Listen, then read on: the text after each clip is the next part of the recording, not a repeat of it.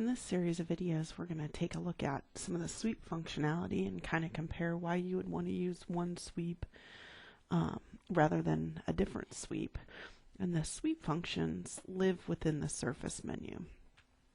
There's actually 5 sweep functions, and I'm going to split this series of videos into comparing the sweep 1s, then the sweep 2s, and then we'll look at multi-rail sweep later on.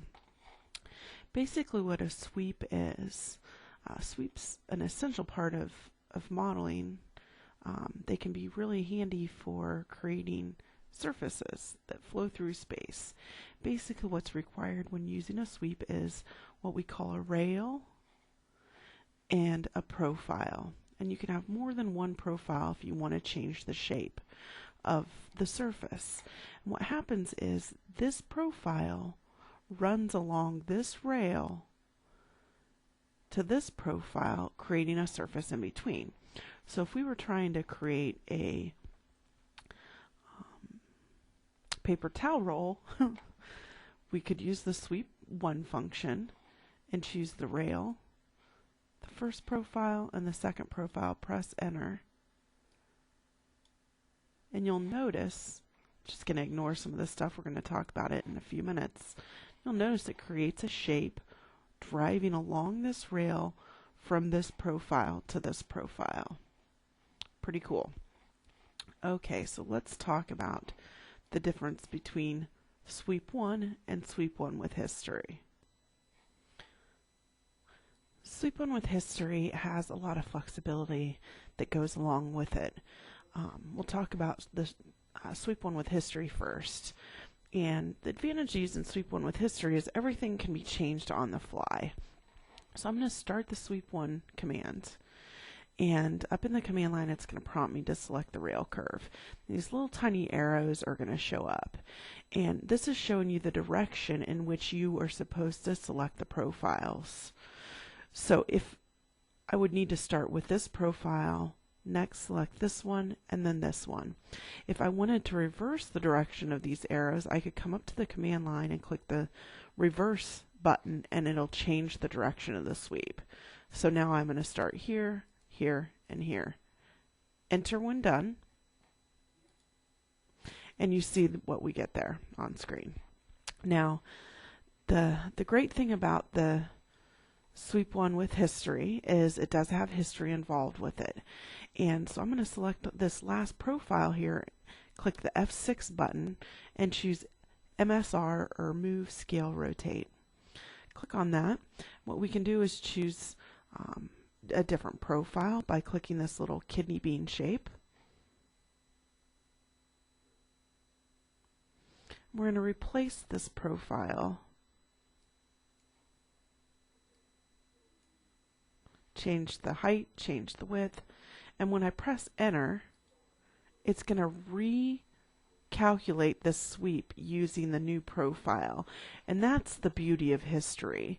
So if your customer comes in and wants to make a slight change, and you've created this with a sweep 1 with history, you have a lot more flexibility. I could rotate only the curve, okay, and the profiles are going to stay where they live.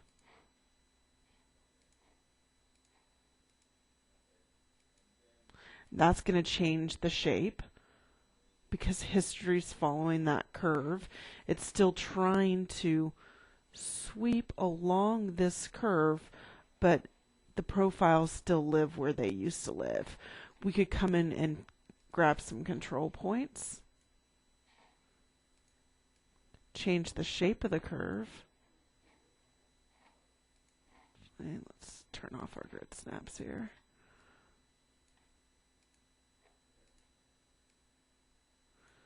So you can change the shape of this curve slightly by changing the control points. Okay. The other thing that you can do, which is kind of nice, is if I wanted to make a slight change, I could grab this profile and either F6, MSR, and use one of the boxes down here to move the profile. And this sweep is going to be interactive.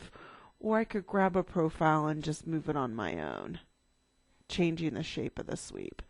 So sweep 1 with history can be really, really great. Some things that to know about the sweep 1 with history that can kind of get you in a bind is, say I want to sweep this, but I only want to sweep this half of my curve. So I want to sweep this part from here to here. If I choose sweep 1 with history and select the rail curve and sweep from here to here only, and the arrows are going the right direction, my sweep works fine.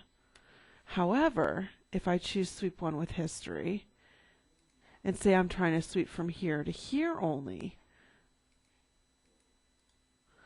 sometimes it gets its mind a little bit scrambled because it's still thinking about this profile out here in space. So an easy way to remedy that would be to one of two ways. When you choose your rail curve, make sure the direction arrows are going from the start to the middle profile. Okay, and your sweep will work fine. Or you could come in here and you could split or explode this into different segments and sweep half of it at a time.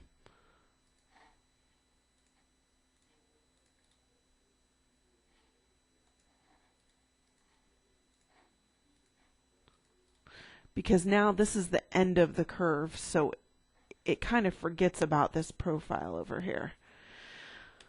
The other thing that can happen with the sweep 1 with history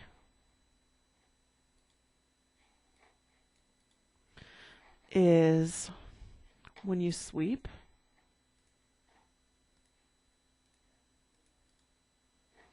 you get a kink here.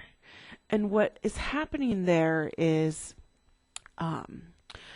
the seam points aren't matching between the curves. What a seam point is basically every closed curve has a seam point. When you come over to the curve menu and you create this curve, the seam point is where you started the curve. You can always check where the seam point is on the second page of the curve menu. Here on the bottom row, adjust closed seam curve. And then your command line is going to prompt you to select the closed curves for seam point adjustment. Click that, press enter. You can see that my seam point is where I started clicking my circle and then where I ended it. And it faces the direction of that I started clicking my curve. Okay. If I wanted to change the seam point, I simply click on it and I can drive it along this curve wherever I want to place the seam point. If I want to change the direction of the seam point, I actually take my mouse and I approach the arrow, and when I see the opposite arrow show up, click and move away from the arrow. And that's going to change the direction of the seam point. So we can tell that something's going on here with our seam points because we're getting a twist in our sweep. So if I come in and I take a look at these a little bit closer, these profiles, this seam point's facing this direction. This one's this direction. Ah, that is the culprit. So we'll actually approach this seam point arrow till I see the opposite arrow appear, click and move away from the arrow. Press enter when you're done. Now we've adjusted that seam point. We can come back to our sweep 1 with history. And now that buckle in the sweep is gone because our seam points are all facing the same direction. So that's a little bit about the sweep 1 with history. Next we'll talk about the regular sweep 1 and why you may want to use that.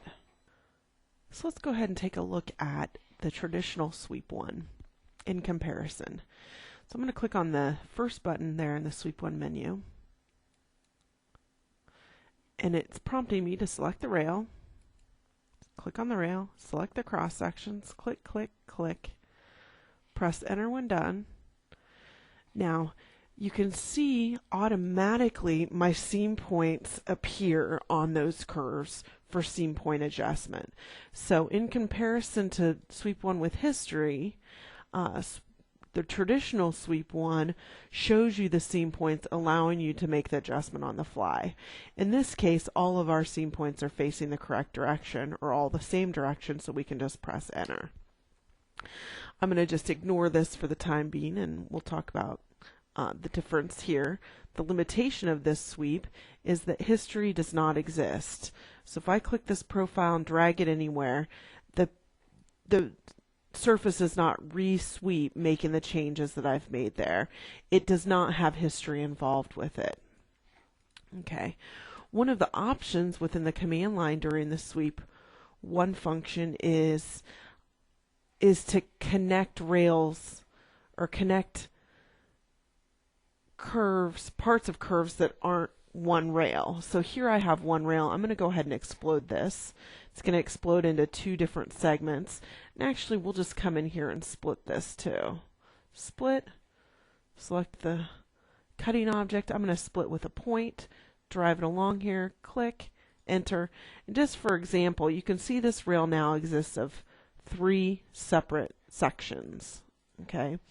So if I use sweep 1 with history, or I'm sorry, sweep 1, in the command line there's an option for chain edges. If I click that, it allows me to select the rail in sections. Press enter when done, and now select my cross sections. When would you use this? Probably the most common time would be if you were doing surface modeling and you were using the edge of an existing surface that you wanted to sweep along. Okay. That's probably a little more advanced than we want to go right now, but there are some uses that you would want to use that chain edges for. I'm going to undo the splits that I made there and make this back into one curve. Another thing that you can do within the sweep 1 function is sweep to a point. So I'm going to actually use a point here on the end. Go surface, sweep 1, choose my rail curve, my cross section, and this point, enter. You can see that it only is giving my seam point adjustment for closed curves, because there isn't a start and end point to a point. A point is only a single point in space. So I'm going to go ahead and press enter, and notice that the surface swept down to that point.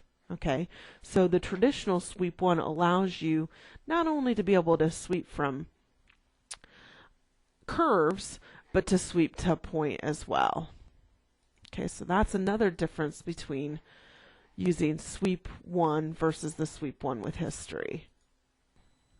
Now to expand on that just a little bit, if we wanted to do the sweep 1 with a point again, you can choose the rail curve, and instead of putting the point in prior to my sweep, I'm going to do it now on the fly. In the command line there's an option for a point. So you can click the start point of your sweep anywhere along this curve. Click, we're going to sweep from that point to this cross section, maybe to another point. And maybe that point will be down here at the end. And you can see that it makes a sweep from point, cross section to point. So you can also choose point within the command line of the sweep. Next, we'll look at a couple of the dialog options within the sweep 1. So surface, sweep 1, rail, profile, profile, profile, enter. Okay. Now there's 2 options here I want you to look at, or one option at a time. The first thing we're going to look at is the global shape blending. I'm going to make this one without the global shape blending. Okay. And then we'll actually just copy this up above and delete this one. So that was with global shape blending off. Now we'll do a sweep 1, rail curve, profile, profile, profile, enter, enter. So in this example, let's take global shape blending and turn it on, and preview that. And you can see the difference here in the shapes. This one, basically, this is a linear function that's happening. It's this profile is being swept into this profile and then into this profile. When we turn global shape blending on, it's allowing a taper to happen between the profiles. So I always tell people, if you're getting a sweep that you really don't expect, you need to check some of those settings. Another one in there, I'll just delete this stuff in there. Another one in there that can kind of do some funky stuff is rail curve, profile.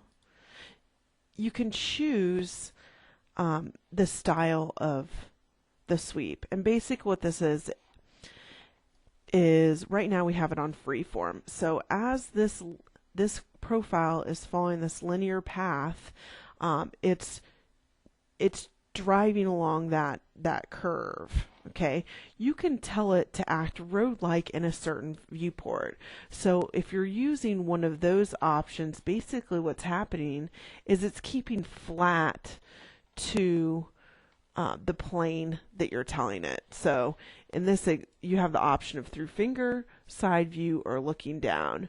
So if you choose one of those, it's going to try to maintain its angle in that viewport. So if I chose, let's say I chose probably the best one. Well, let's look at the side view. You can see it's trying to drive along here in this, it's trying to keep the angle flat in this viewport, in the side viewport, creating this sweep that we really didn't expect. Okay, same thing if we were to try to do it with a through finger viewport. You're getting some funky stuff happening here. Okay, now looking down viewport is probably going to work just fine, so you wouldn't even notice the difference. Yeah, you wouldn't even notice the difference if you had road-like looking down chosen for this top view. But most of the times you're probably going to want to keep it on freeform. That's when you get the results that you truly expect. To kind of wrap up what we're talking about with the Sweep 1 exercises, the last couple things in the dialog box have to do with the amount of control points used when on the cross sections, or what we call the profiles. You can see down here at the bottom, what we have chosen is do not simplify. That's typically what you're probably going to leave this on, is do not simplify. Basically what it's saying is leave my original cross-section curve alone. Everything under here has to do with the cross-section or the profile. So in the event you're getting unexpected results, sometimes you can rebuild this curve. And people do that all the time using the rebuild curve tool within this little guy within the curve menu. But it's also found within the option, the sweep option. So just as an example, I'll show you. When I rebuild this curve, it's actually going to, when this curve was originally made, it was made with 10 control points. Means as you're clicking along to make this triangle, you click 10 times. Okay, say we used 4, we wanted to rebuild this with less control points. I want you to watch what happens to the shape of this curve here. Okay, you can see it distorted that curve quite a bit. It's because there couldn't be enough clicks or control points to maintain this shape. So a good rule of thumb, you always want to use the least amount of control points possible to still maintain the shape that you're looking for. The reason why is because you can see as I start bumping up this number, see how there's more lines moving through the surface? That's showing you that the surface is getting more and more complex. So if you follow the rule, use the least amount of control points possible when rebuilding curves, you're going to have a smaller file size, Booleans are going to move that much smoother. Everything's just lighter. The more control points you're using, the heavier the file, the longer Booleans will take, etc., etc. So just a good rule of thumb to use the least amount of control points possible. But like I said, for the most part, do not simplify works pretty well most of the time. The last little thing I want to show you that's a little bit different between the two sweep ones. When we sweep one with history, you're selecting a rail curve, profile, profile, profile. Now if I wanted this to be an open sweep, up here in the command line it says closed equals yes, so it's going to sweep all the way around the ring. Okay, if I toggle that to closed equals no, it'll leave the top section open. Okay, you need to be careful if you're doing an open sweep that you select the profiles in the order you want it. If you're going to do an open sweep, so closed equals no, you want to select in the order where you want it to start the sweep and then where you want it to continue through and finally end the sweep. So in the event we wanted this section open here, I would start my sweep here and move around, and when I'm done, press enter, leaving this half of the ring open. Okay, in comparison, the standard sweep one, if you wanted to use it, you select the rail curve, same methodology. If I want the top section open, I start with this one, moving clockwise around and pressing enter when done. You make sure the seam points are facing the right direction and they're in the same location, meaning all of these live on the inside ring rail and they all face this direction. So they do. Press enter. And if you want this to go from closed to open, here's your button here, closed sweep versus the open sweep. Okay, and that's going to conclude our comparison of the two sweep one